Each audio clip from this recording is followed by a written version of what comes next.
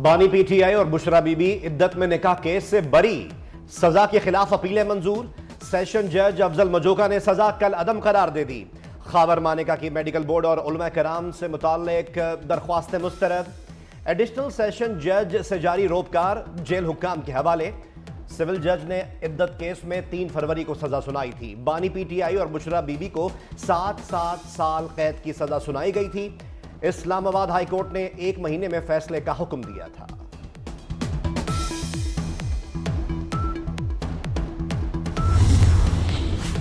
PTI अदालती फैसले पर खुश। चेयरमैन पीटीआई बैरिस्टर गौहर कहते हैं कि यह आखिरी केस था, आज बानी पीटीआई की रिहाई होनी चाहिए। बुशरा बीबी भी अब किसी दूसरे केस में गिरफ्तार नहीं।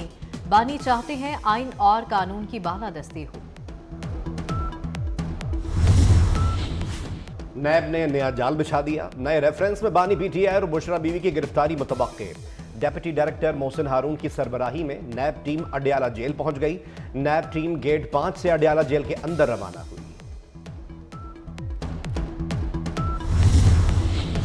सदर मुस्लिम लीग नून नवाज शरीफ से वजीर आजम शहबाज शरीफ की मुलाकात हुई। सुप्रीम कोर्ट के फैसले समेत दीगर अमूर पर मुशावरत।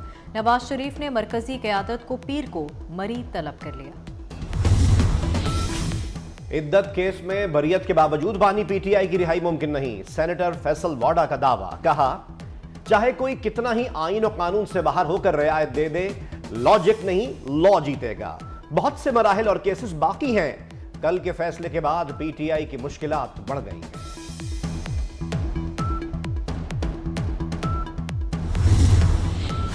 पीटीआई कारकुन सनम जावेद गुजरांवाला जेल से रिहाई के बाद फिर गिरफ्तार। इस्लामाबाद पुलिस ने सनम जावेद को गिरफ्तार कर लिया। गिरफ्तारी के वक्त सेंट्रल जेल के बाहर पुलिस की भारी नफरी तैनात थी। गिरफ्तारी के मौके पर सियालकोट रोड ट्रैफिक के लिए बंद कर दिया गया था।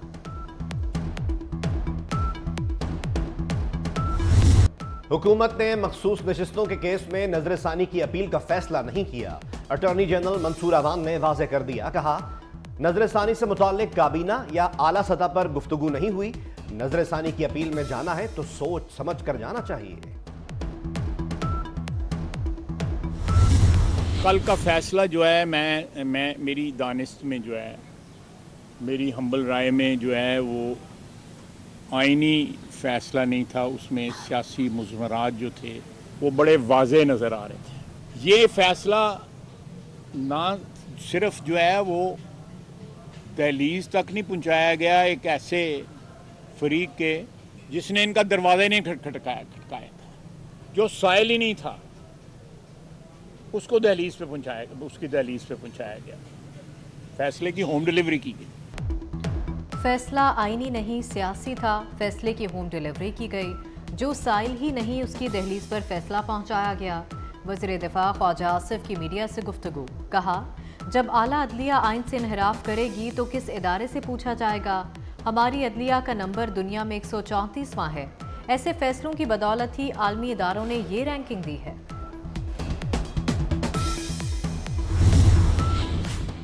फैसला आने से पहले कैसे बाहर आ गया? वजीर इत्तलात पंजाब अज़मा बुखारी ने सवाल उठा दिया, कहा कल जो मोहब्बत देखी इतनी मोहब्बत तो हीर रांझा की कहानी में भी नहीं। पहले पैनमा में से इकामा निकला, अब सुन्नी इत्तेहाद से पीटीआई निकली। फैसले से लगा कि आइन हार गया, बेगमात जीत गई। हमने पाकिस्तान को कर्जों से जान छुड़ानी है। IMF का इस प्रोग्राम को आखिरी प्रोग्राम हमने तस्वर करना। FBR के हम पल्ला बाकी ममालिक में जो इंस्टीट्यूशंस हैं उन्होंने जो स्ट्रेटजी बनाई है उसको आपने अपनाना है, बट विद कैवियट कि आपको वो एवेन्यूज़ जो कि धेला टैक्स नहीं देते उनको आप टैक्स लगाएं, कौम को बताएं कि जनाब ये वो एरियाज हैं जिनको ऊपर कभी टैक्स नहीं लगाया गया था। IMF से स्टाफ लेवल मुआहदा हो चुका। IMF का ये आखिरी प्रोग्राम होगा। वज़ीर आज़म शहबाज शरीफ का FBR हेडक्वार्टर्स इजलास में खिताब, कहा टैक्स निज़ाम की कमजोरियां दूर करना होंगी। जो एक धेले का टैक्स नहीं देते उन पर टैक्स लगाएं। ताजरों और सनतकारों को तंग करने की इजाज़त नहीं।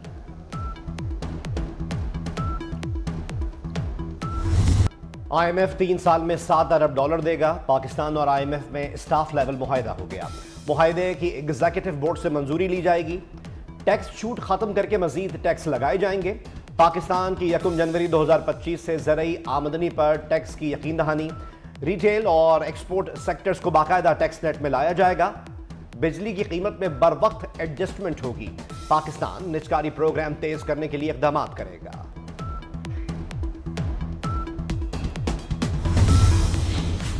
वज़ीर ख़जाना मोहम्मद औरंगज़ेब का स्ट्रक्चरल रिफॉर्म्स लाने का ऐलान। कहते हैं IMF प्रोग्राम के तहत स्ट्रक्चरल रिफॉर्म्स यकीनी बनाने की ज़रूरत है। पब्लिक फाइनेंस, तवानाई और हुकूमती इदारों में इस्तेहकाम लाने की ज़रूरत है। IMF प्रोग्राम से मैक्रो इकनॉमिक इस्तेहकाम लाने में मदद मिलेगी।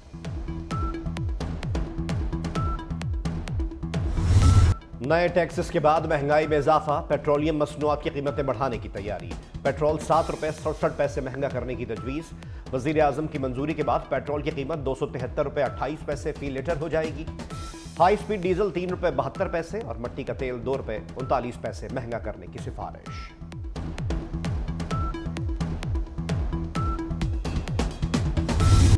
विद होल्डिंग टैक्स के खिलाफ फ्लोर मिल्स की हड़ताल का तीसरा रोज। मुल्क में आटे के बहरान का खदशा पैदा हो गया। हुकूमत ने गंदम की दरामद और बरामद पर पाबंदी आयद कर दी। वजारत तिजारत से जारी नोटिफिकेशन के मुताबिक गंदम की मसनूआत, आटा, मैदा और सूजी की बरामद पर भी पाबंदी होगी। जश्न आज़ादी पर महंगे बिजली बिल्स से आज़ादी। वज़ीर आला का जश्न आज़ादी के दिन सोलर पैनल की तकसीम शुरू करने का फैसला। 200 यूनिट वाले सारफीन को मुफ्त सोलर पैनल दिए जाएंगे। 500 यूनिट इस्तेमाल करने वालों को सोलर पैनल 10% अदायगी पर मिलेंगे।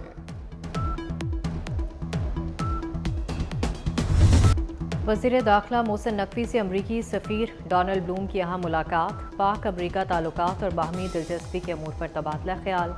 इंसदाद दहशतगर्दी, इंसदाद मुनशियात और सिक्योरिटी के शोबों में ताउन बढ़ाने पर इत्तफाक। वज़ारत दाखिला आमद पर मोहसिन नकवी ने अमरीकी सफ़ीर का खैर मकदम किया। फिर से हुसैनी काफिले के सामने 20,000 से जायद का यजीदी लश्कर था। उम्र सात ने 500 सवारों का दस्ता भिजवाया। उम्र सात के दस्ते ने दरियाए फरात के किनारे बनी असद के लोगों का रास्ता रोक दिया। विद होल्डिंग टैक्स के खिलाफ फ्लोर मिल्स की हड़ताल का तीसरा रोज। मुल्क में आटे के बहरान का खदशा पैदा हो गया। हुकूमत ने गंदम की दरामद और बरामद पर पाबंदी आयद कर दी। वजारत तिजारत से जारी नोटिफिकेशन के मुताबिक गंदम की मसनूआत, आटा, मैदा और सूजी की बरामद पर भी पाबंदी होगी। बांग्लादेश के खिलाफ टेस्ट सीरीज। नसीम शाह की 100 लीग के लिए NOC की दरख्वास्त मुस्तरद। PCB ने फास्ट बॉलर को इंजरीज से महफूज रखने के लिए NOC जारी नहीं किया। नसीम शाह का बर्मिंघम फीनिक्स के साथ 4 करोड़ से जायद का मुआहदा था।